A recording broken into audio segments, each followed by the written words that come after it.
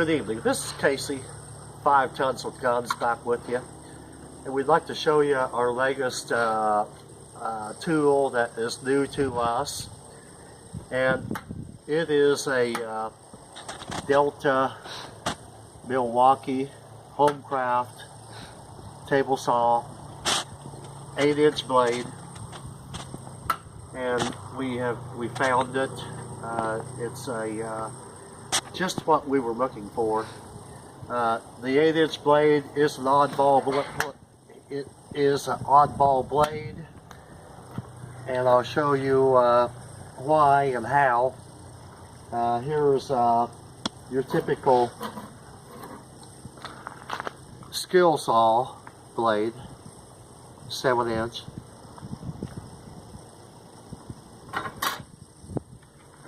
And here's your normal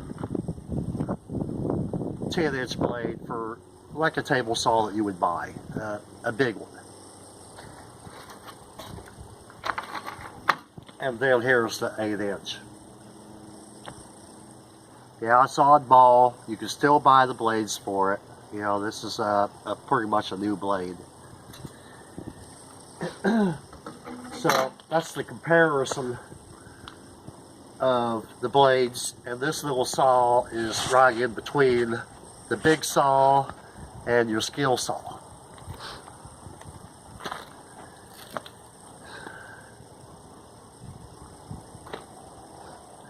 Now it's from what we can tell, it's a 1952. From some of the stuff we pulled up, we're not quite for sure, but that would make it like 66 or 67 years old.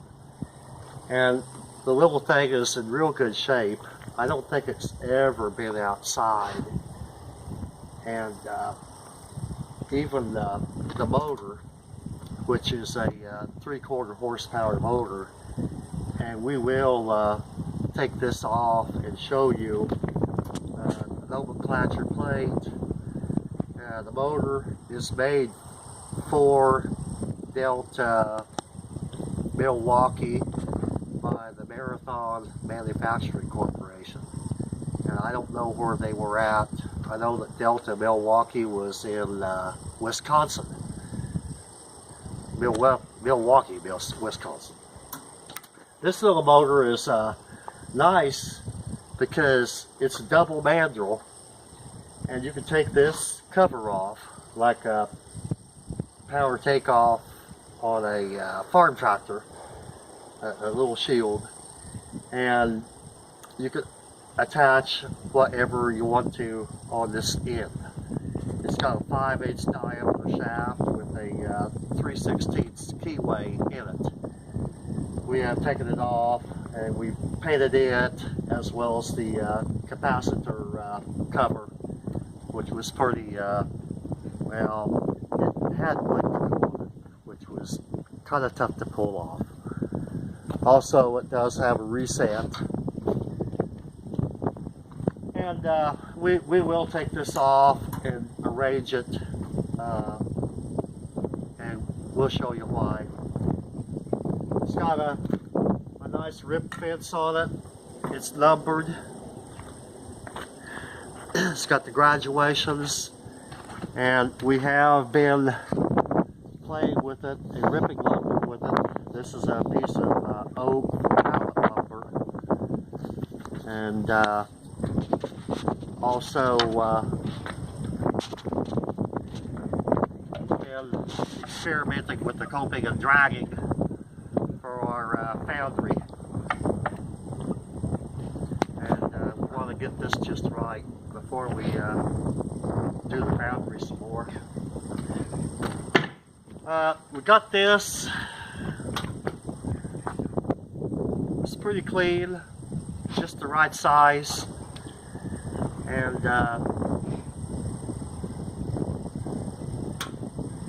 we cleaned it up, took it all apart. We had a little toggle switch here, and that was broken off. Also, it was wired with number 14 lamp wire, we went back in with number 12 gauge, cleaned it up. The elevation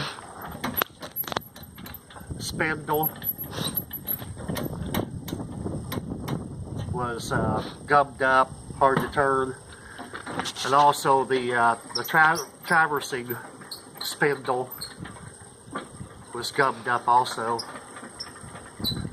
And we got that cleaned up, you know, the scum off of it and such. I've tried, I went back in as a lubricant on the spindles with mica, and I'm going to give that a whirl. I think that'll work a lot better than any type of oil or grease, which would build up and then scum up and make your traversing and elevation knobs hard to turn.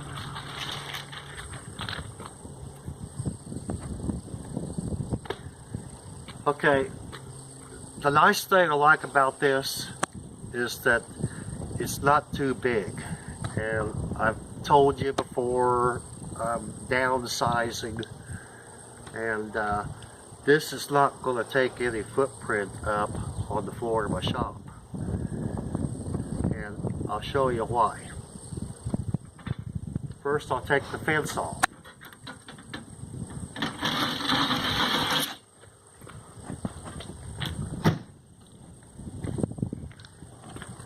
Oh yeah, before I forget, I'd like to back up.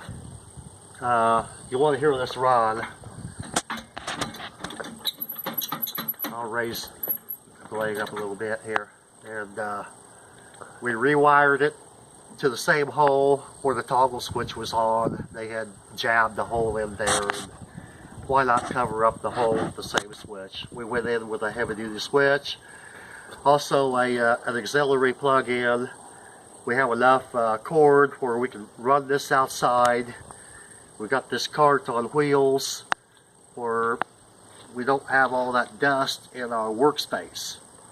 And you know, well, you know all about that.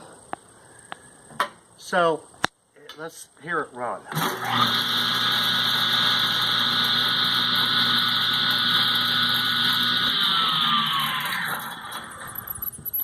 Now, if you want to run a sander on the same table, you've got a plug-in for that. So we'll lower this back down. We got the fence off. We take these rails off.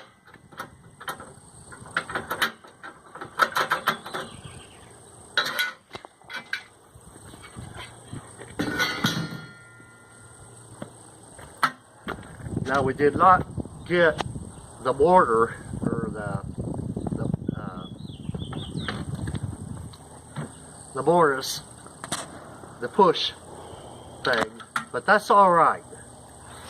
You know, I really like to rip up lumber, carve it out to make a bad piece of wood look really good and pretty.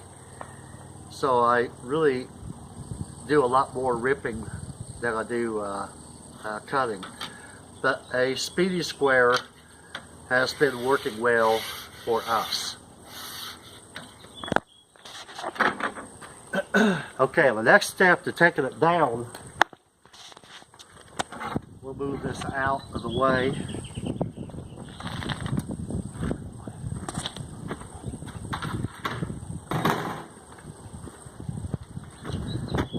Okay, so now we got this little tool here. We got these 1/4 by 20 square-headed set screws. Mary Sue powder coated this little junk little tool. It's a 1/4 inch, and we got a rare earth magnet to hold it on there. That way I don't have to chase around after a wrench, and it'll always be here for me. So I'll take these set screws loose. By the way, everything we've taken apart, we've tried to go back with stainless steel hardware.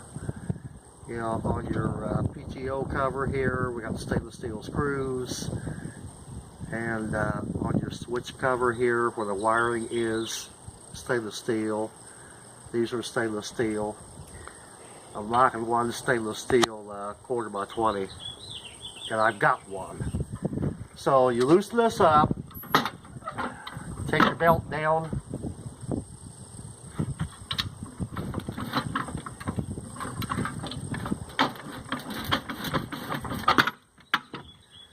pull your motor and your motor mount off, unplug it,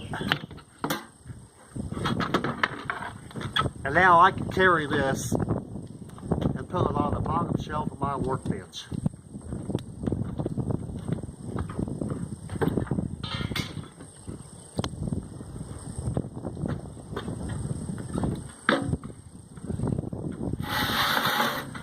So now I have something that's manageable.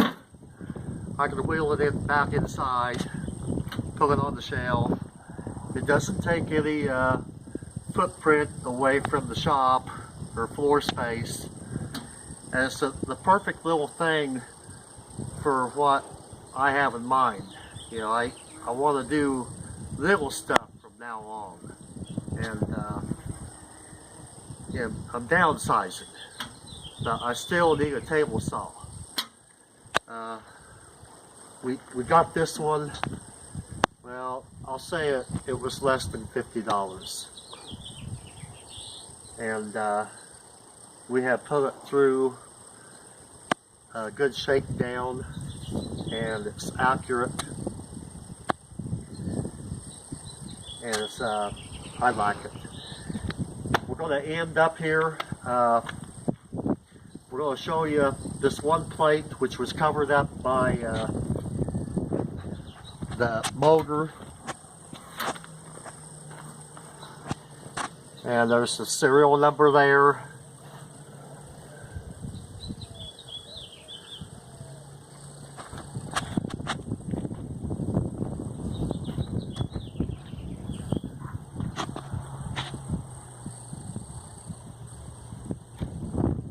It's a nice little saw. Anyway, that's it for today on the saw. And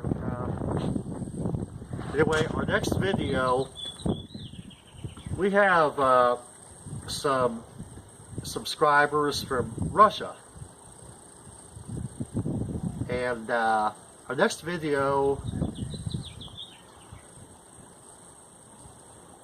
you ought to like this. And I'll give you a little preview of what we're going to talk about, and we're going to be going pretty much in depth on this particular instrument. There's a lot of information and misinformation, and I'll show you, I'll give you like a 3-second preview of what we're going to be talking about on our next video.